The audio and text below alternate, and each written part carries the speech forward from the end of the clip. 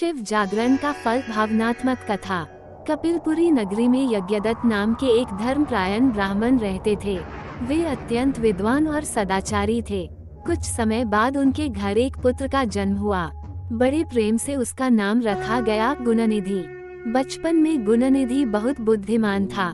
केवल 8 वर्ष की आयु में ही उसने अनेक विद्याएं सीख ली थीं। माता पिता को उससे बड़ी आशाएं थीं, लेकिन धीरे धीरे उसका संग बिगड़ गया।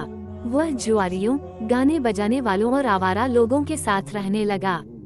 माता उसे बार बार समझाती, बेटा, तुम्हारे पिता महान ब्राह्मण हैं। अगर उन्हें ये सब पता चल गया तो हमें बहुत दुख होगा। बुरे काम छोड़ दो। परंतु गुणनिधि पर इन बातों का कोई असर नहीं हुआ। समय बीतता गया। वह अपने पिता की कमाई लुटाने लगा। उसकी माँ बेटे के प्रेम में उसकी गलतियाँ छिपाती रही। जब भी यज्ञदत्त पूछते, गुणनिधि कहाँ है, तो वह कह देती, मंदिर गया है, पूजा कर रहा होगा या स्नान करने गया है। सच्चाई से अनजान पिता ने बड़े प्रेम से उसका विवाह भी कर दिया, लेकिन गुणनिधि की आदतें नहीं बदली। एक दिन उसने अपने पिता की कीमती अंगूठी चुरा ली और जुए में हार गया। जब यज्ञदत्त ने वह अंगूठी एक जुआरी के हाथ में देखी और पूछा कि यह कहां से आई, तो जुआरी क्रोध से बोला, यह अंगूठी आपके बेटे गुणनिधि ने जुए में हारी है। वह बहुत बड़ा जुआरी और चोर बन चुका है। ये सुनकर यज्ञदत्त का सिर शर्म से झुक गया। घर लौटकर उन्होंने पत्नी से पूछा, वह अंगूठी कहाँ है?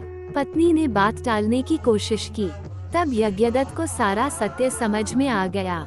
दुख और क्रोध में उन्होंने हाथ में जल लेकर अपने पुत्र और पत्नी को तिलांजलि दे दी। जब गुणनिधि को ये बात पता चली तो उसका हृदय टूट गया। उसे अपनी गलतियों पर पछतावा होने लगा। भूखा प्यासा भटकता हुआ वह एक शिव मंदिर के पास जा पहुंचा। उस दिन महाशिवरात्रि का पावन व्रत था।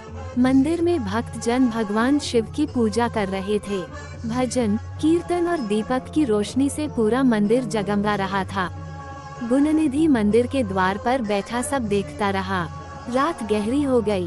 पूजा के बाद लोग वहीं सो गए।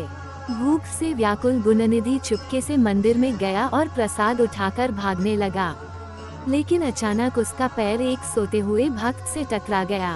भक्त चिल्लाया, चोर चोर। लोग जाग गए और उसका पीछा किया।